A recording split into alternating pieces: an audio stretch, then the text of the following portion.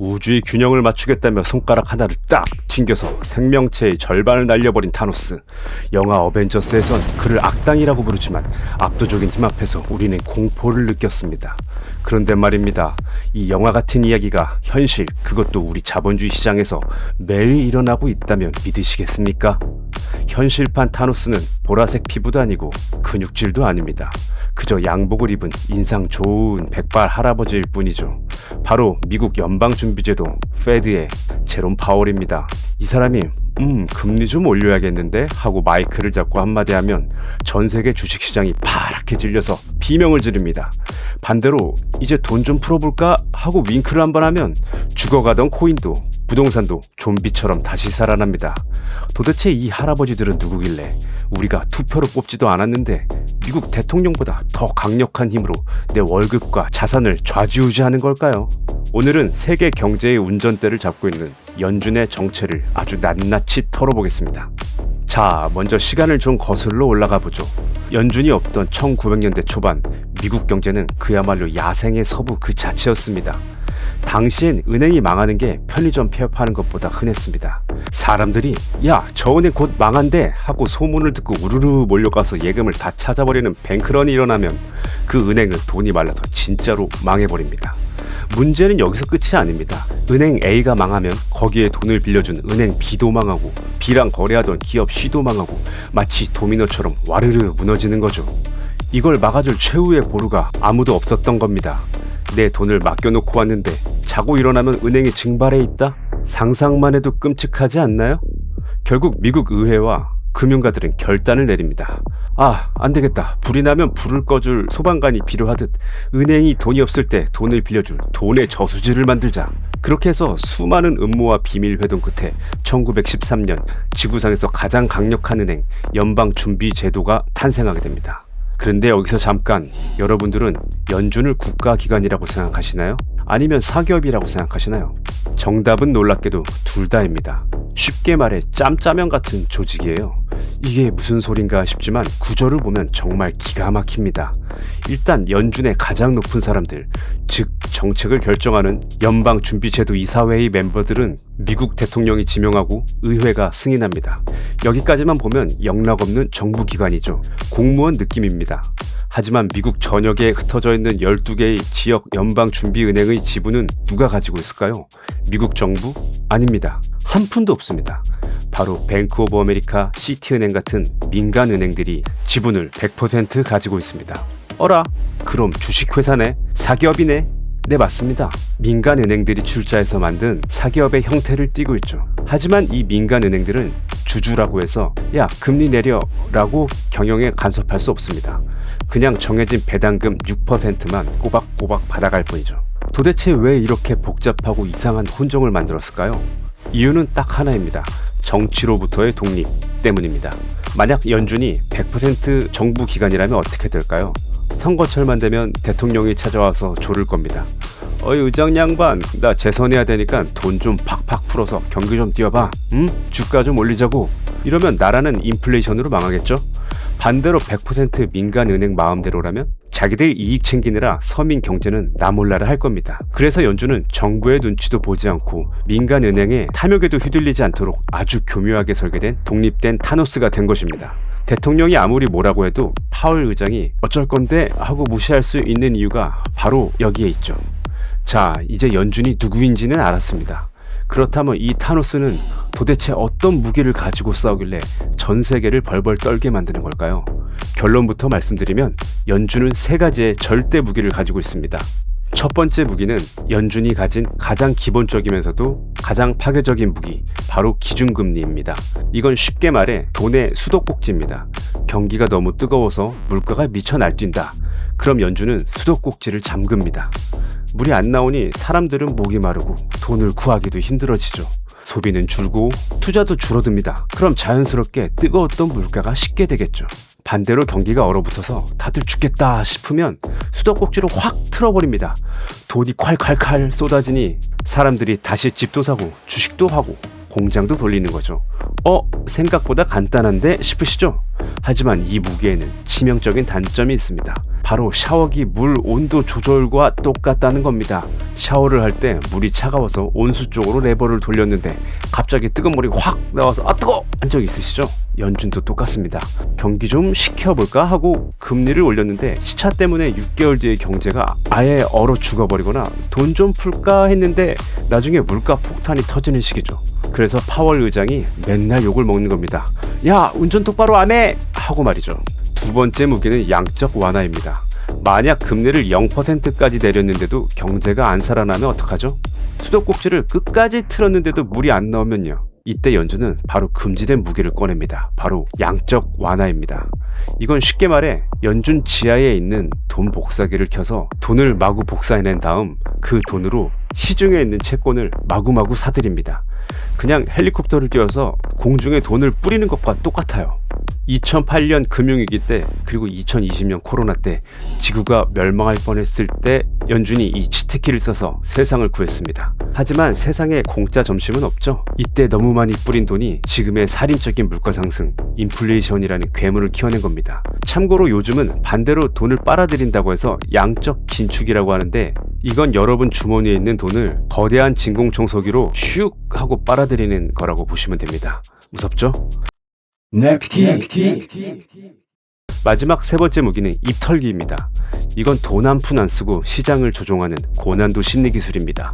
전문 용어로 포워드 가이던스라고 하는데 우리말로는 선제적 안내라고 하지만 그냥 입털기라고 보시면 되겠습니다. 학교 다닐 때 선생님이 조용 하면서 회초리를 탁 치면 어떻게 되죠? 실제로 때리지 않아도 교실이 쥐죽은 듯 조용해지죠. 연준도 똑같습니다. 실제로 금리를 올리지 않았는데도 파월 의장이 뉴스에 나와서 앞으로 물가가 안 잡히면 금리를 아주 강력하게 올릴 수도 있습니다 라고 한마디만 하면 시장 참여자들이 와, 쟤 진짜 하려나봐 미리 도망가자 하면서 알아서 주식을 팔고 알아서 투자를 줄입니다. 실제 미사일을 쏘지 않고 나 쏜다? 진짜 쏜다 하고 버튼에 손만 올려서 상대를 굴복시키는 전략이죠. 이걸 가장 잘 보여주는 게 바로 점도표라고 하는 건데 연준 의원들이 나는 미래의 금리가 이 정도일 것 같아 하고 점을 찍는 표입니다. 시장은 이 점 하나하나에 목숨을 걸고 해석하느라 밤을 새웁니다. 파월이 점을 위에 찍었어 도망쳐 하면서 말이죠. 자, 정리해보면 금리, 양적 완화, 입털기 이 강력한 무기들 덕분에 연준은 세계 경제의 어벤져스이자 타노스로 군림하고 있습니다. 하지만 과연 이 무기들을 가진 운전기사들은 항상 올바른 길로만 갔을까요? 역사를 보면 꼭 그렇지만은 않습니다. 때로는 졸음운전을 해서 승객들을 낭떠러지로 밀어버리기도 했죠. 예시로 역대 연준 의장들 중 인상적인 행적들을 찾아보겠습니다. 1980년대 초반 미국 경제는 인플레이션이라는 거대한 괴물에게 잡아먹히고 있었습니다. 물가가 매년 10% 넘게 오른 미친 상황이었죠. 이때 등판한 인물이 바로 폴 볼커입니다. 이 형님은 타협이 없는 상남자였습니다. 물가를 잡으려면 뼈를 깎는 고통이 필요하다. 그리고는 금리를 무려 20%까지 올려버립니다. 2%가 아니고 20%입니다. 난리가 났겠죠? 기업들은 줄도사느라고 실업자가 넘쳐나고 농민들은 트랙터를 몰고 연중 건물로 돌진해서 시위를 했습니다. 볼코는 살해 협박까지 받아서 권총을 차고 다녔다고 해요. 하지만 그는 눈 하나 깜짝하지 않았습니다. 인기? 그딴 거 필요 없다. 난 인플레이션만 잡는다. 결국 뼈를 깎는 고통스러운 치료 끝에 인플레이션 괴물을 죽였고 미국 경제는 다시 건강을 되찾았습니다. 지금도 모든 중앙은행장이 존경하는 갓 볼커지만 당시 사람들에겐 저승사자 그 자체였죠. 볼코가 물러나고 정반대 스타일의 의장이 등장합니다. 바로 앨런 그린스펀입니다. 이 사람이 경제 대통령, 마이스트로라고 불릴 정도로 인기가 좋았습니다. 왜냐고요? 주식시장이 조금만 아프다 싶으면 금리를 싹 내려줬거든요. 시장은 환호했죠. 와, 그린스펀 형님만 믿으면 주식은 무조건 오른다. 이걸 그린스펀 풋이라고 부릅니다. 하지만 빛이 있으면 그림자도 있는 법. 그가 너무 오랫동안 금리를 낮게 유지하고 규제를 풀어준 덕분에 시장에는 거대한 거품이 끼기 시작했습니다. 사람들은 빚을 내서 집을 샀고 월가는 파티를 즐겼죠. 그 거품이 팡 터진 게 바로 2008년 서브프라임 모기지 사태, 세계 금융위기입니다. 결국 그는 번영을 이끈 지휘자인 동시에 재앙의 씨앗을 뿌린 장본인이라는 두 가지 평가를 받습니다. 그 뒤를 이은 번 버냉키와 지금 제롬 파월, 이 두 사람의 운명은 기구합니다. 임기 내내 불 끄기만 했거든요. 버냉키는 2008년 금융위기라는 대화재를 진압하기 위해 헬리콥터로 돈을 뿌렸고 파월은 2020년 코로나 팬데믹이라는 전염병 위기에서 경제가 멈추지 않게 무제한으로 돈을 찍어냈습니다. 덕분에 우리는 대공황 같은 파멸은 피했습니다. 하지만 그 대가로 우리는 지금 40년 만에 최악의 인플레이션과 싸우고 있죠. 급한 불을 끄려고 물을 너무 많이 뿌렸더니 이제 온 집안에 곰팡이가 핀 격입니다. 여기서 우리는 연준이 가진 근원적인 슬픔, 딜레마를 이해해야 합니다. 연준에게는 법적으로 주어진 두 가지 미션이 있습니다. 물가 안정, 최대 고용. 문제는 이 두 마리 토끼가 서로 다른 방향으로 뛴다는 겁니다. 물가를 잡으려고 금리를 올리면 기업이 힘들어져서 사람을 자르고 실업자가 늘어납니다. 반대로 일자리를 늘리고 경기를 살리려고 금리를 내리면 돈이 너무 풀려서 물가가 미쳐 날뜁니다. 이걸 경제학 용어로 필립스 곡선이라고 하는데 복잡하니까 그냥 시소타기라고 생각하시면 됩니다. 연준 의장은 이 시소 가운데 서서 한쪽으로 너무 기울지 않게 땀을 뻘뻘 흘리며 균형을 잡는 사람인 거죠. 하지만 완벽한 균형은 없습니다. 조금만 삐끗하면 야 물가 왜 이래 하고 욕을 먹고 반대로 가면 야 경기 침체 오잖아 하고 욕을 먹습니다.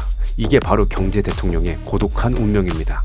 일각에서는 말합니다. 인간이 개입하니까 거품이 생기지 그냥 옛날처럼 변하지 않는 금을 기준으로 하는 근본이제로 돌아가거나 비트코인처럼 알고리즘에 맡기자. 아주 일리 있는 말입니다. 하지만 여기에는 치명적인 문제가 있습니다. 경제가 아파서 오늘 내일 하는데 약이 모자라네? 환자분 그냥 참으세요 하고 놔두면 어떻게 될까요? 단순한 감기로 끝날 일이 폐렴이 되어 환자가 사망할 수도 있습니다. 실제로 1929년 대공황이 왜 그렇게 길고 끔찍했냐고요? 당시 연준이 우리는 원칙대로 한다며 돈을 제대로 풀지 않고 머뭇거렸기 때문입니다.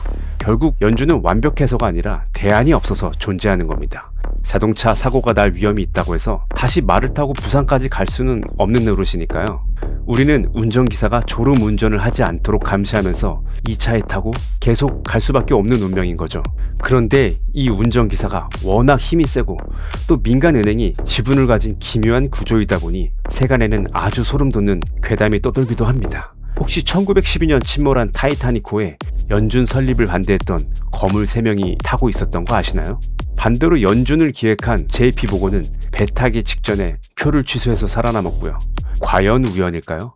또 케네디 대통령 암살이 연준의 화폐 발권 권력을 건드렸기 때문이라는 썰도 있죠. 뭐 믿거나 말거나입니다만 워낙 연준이 비밀스러운 조직이다 보니 이런 미스테리 엑스파일 같은 이야기들이 끊이지 않습니다. 혹시 이 연준의 음모론과 진실에 대해서 더 깊고 진한 이야기가 궁금하시다면 댓글로 알려주세요. 원하시는 분들이 계시면 나중에 외전으로 한번 다뤄보겠습니다. 각설하고 월가에는 아주 유명한 격언이 하나 있습니다. Don't fight the Fed. 연준에 맞서지 마라. 연준이 나 이제 금리 올린다? 돈줄 죄인다? 라고 신호를 보내면 에이 설마 내 주식은 달 거야 하고 고집을 부리지 말고 현금을 챙기세요. 파티장에 에어컨이 꺼지면 더 취하기 전에 집에 가야 하는 법입니다. 반대로 연준이 돈 푼다, 금리 내린다 하면 그때는 용기를 내서 투자를 시작할 때입니다. 거대한 파도가 오는데 굳이 거슬러 헤엄치지 말고 그 파도 위에 올라타서 서핑을 즐기라는 뜻입니다. 오늘의 내용을 정리해 보겠습니다. 미국 연준, 그들은 정부 기관과 민간은행이 섞인 기묘한 짬짜면 구조를 가지고 있습니다. 그들이 가진 무기로 물가 안정과 고용이라는 두 마리 토끼를 잡기 위해 매일매일 외줄 타기를 하는 사람들입니다. 그들의 결정 하나하나가 지구 반대편에 사는 우리 저녁 밥상 물가와 아파트 대출이자를 결정합니다. 이것이 우리가 재미없는 경제 뉴스를 보고 파월 의장의 입만 쳐다보는 이유입니다. 연준이라는 거대한 파도 피할 수 없다면 즐기는 서퍼가 되시길 바라며 오늘 영상이 유익하셨다면 구독, 좋아요 부탁드립니다. 감사합니다.